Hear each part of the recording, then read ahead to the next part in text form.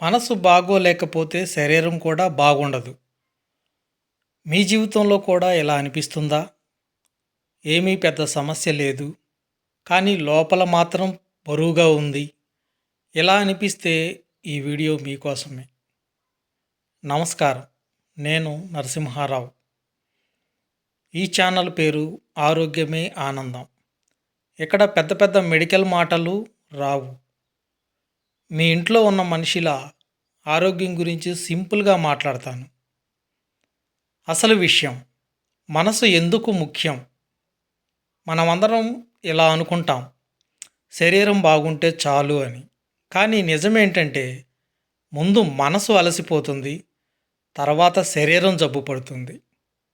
మనసు బాగోలేకపోయినా మనం దాన్ని పట్టించుకోం.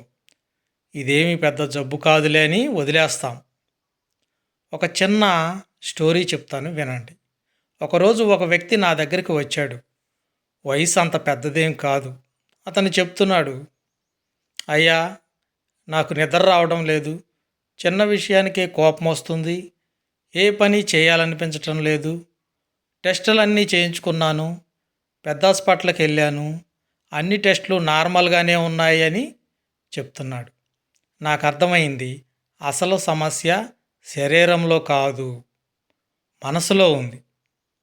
మనసు అలసిపోయినప్పుడు వచ్చే లక్షణాలు ఇప్పుడు చూద్దాం. ఇవిగాన మీకుంటే మనసు విశ్రాంతి కోరుకుంటుందని అర్థం. చిన్న విషయాలకు కోపం, నిద్ర సరిగా రాకపోవడం, ఎప్పుడు ఆందోళన, తలనొప్పి, గ్యాసు, ఒళ్ళు నొప్పులు, ఒంటరిగా ఉండాలనిపించటం, ఇవి బలహీనత కాదు. ఇవి కేవలం సిగ్నల్స్, అంటే లక్షణాలు మాత్రమే. భయపడాల్సిన అవసరం లేదు. ఇక్కడ మీరు ఒక విషయం స్పష్టంగా అర్థం చేసుకోవాలి. మనసు బాగోలేకపోవటం పిచ్చి కాదు, తప్పు కాదు, సిగ్గుపడాల్సిన విషయం అసలే కాదు.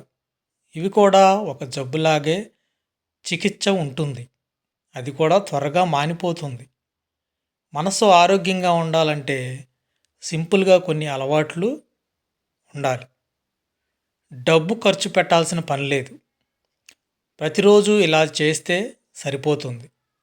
అవి ఏంటంటే, రోజు సరైన నిద్ర, మనసులో ఉన్న బాధని ఎవరికైనా చెప్పుకోవడం, రోజు కనీసం 15 నుంచి 25 నిమిషాల పాటు నడక ఉండాలి. పడుకునే ముందు మొబైల్ని చూడటం తగ్గించాలి. మీకు ఇష్టమైన పని చేయటం చేయాలి. ఇవి చిన్న చిన్నగా కనిపించినా మనసుకి చాలా పెద్ద మందులు. ఎప్పుడు తప్పకుండా డాక్టర్ దగ్గరికి వెళ్ళాలి. ఈ లక్షణాలు 2 లేదా 3 వారాలు గడిచినా ఈ సమస్య తగ్గకపోతే దయచేసి ఆలస్యం చేయకండి.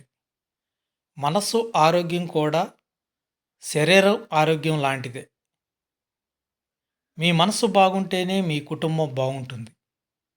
ఈ మాటలు గాన మీకు ఉపయోగపడినట్లయితే ఈ ఛానల్ని మీ కుటుంబంలో ఒక సభ్యుడిలా భావించండి. సబ్స్క్రైబ్ చేయండి, ఎందుకంటే ఆరోగ్యమే ఆనందం కనుక. ఒక్క విషయం గుర్తుంచుకోండి, మీరు ఒంటరివారు కాదు. ఇలా ఫీల్ అయ్యే వాళ్ళు చాలామంది ఉన్నారు. మాట్లాడితే భారం తగ్గిపోతుంది. ఎవరితోనైనా నమ్మకమైన వ్యక్తితో లేదా ఒక డాక్టర్ గారితో ఓపెన్గా చెప్పండి. నిద్రను నిర్లక్ష్యం చేయకండి. రోజు కొంచెం నడక, కొంచెం వ్యాయామం, ఇవి ఖచ్చితంగా మనసుకి మందుల్లాంటివి. ముందు ముందు ఎలాంటి ఇంట్రెస్టింగ్ వీడియోలు నేను మన యూట్యూబ్ ఛానల్లో ప్రవేశపెడతాను. ఖచ్చితంగా లైక్ చేయండి, షేర్ చేయండి, సబ్స్క్రైబ్ చేయండి. మీ ఫ్రెండ్స్ అండ్ ఫ్యామిలీ మెంబర్స్కి తప్పకుండా చెప్పండి. ఎందుకంటే ఈ ఛానల్లో ఉన్నటువంటి కంటెంట్ సామాన్యమైనది కాదు. ప్రతి ఒక్కళ్ళు కూడా మందులు లేని సామ్రాజ్యాన్ని సృష్టించాలి అని నా ప్రధాన కోరిక. ఒక టెన్షన్ 100 జబ్బులను తీసుకొస్తుంది.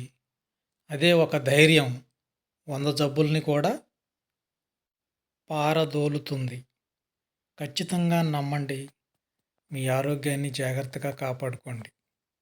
మీ ఫోకస్ మన ఈ ఛానల్ మీద పెట్టినట్లయితే ప్రతిరోజు కూడా ఒక్కొక్క టాపిక్‌పై వీడియోస్ చేయటం జరుగుతుంది. చివరిగా ఒక మాట,